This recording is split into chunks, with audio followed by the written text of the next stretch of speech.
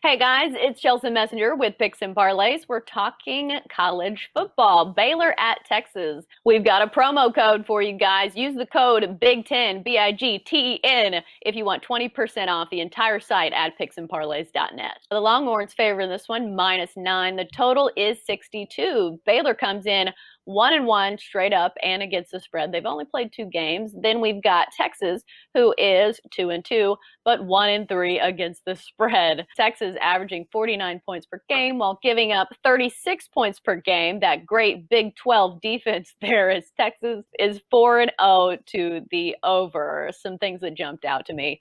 We've got Nick from the Insiders Room joining us now. What jumps out to you when you see Baylor and Texas? The main thing is that Baylor's been off for so long. It's had to deal with lots of different COVID issues and different things. And Texas, it started 2-0, and yeah, it's lost 2 straight. So those are the two things when I'm looking at this from a situational standpoint, as primarily a situational handicapper. So those are the first things that jump out at me. And so yeah, the Bears, they've had to deal with plenty of COVID issues. They've only played 2 games so far this season, and their last one was all the way back on October 3rd. And so Baylor beat Kansas, and then it lost to West Virginia. Quarterback Charlie Brewer, so far he has 371 passing yards, 4 touchdowns, and just 2 interceptions. Now the Longhorns, as I said, they won their first 2 games, but then they lost their last 2. And in their last game, they allowed 53 points in a loss to Oklahoma State. So that's obviously the bad news. This Texas defense, I mean, it's pretty uncharacteristically struggled this year in the early going.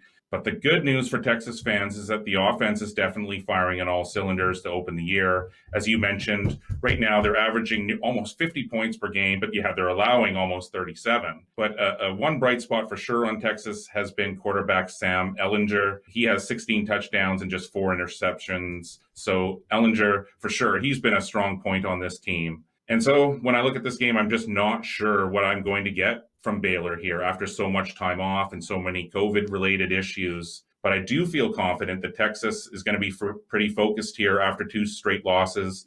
I also feel confident that Sam Ehlinger, he's going to keep the momentum rolling on offense. And so, yeah, I'd like Texas to finally bounce back here. I think that rest is going to lead to rust for the Bears after the extra time off. So, yeah, that's my play. The Longhorns minus the points. I think everyone knows that Texas is probably going to score points in this one. I think the issue is, can they keep Baylor limited when it comes to their offense? Because Texas defense has not been super great. But that's going to do it for our college football talk here on Picks and Parlays. Good stuff from Nick from the Insiders Room. Nick, thanks for joining us.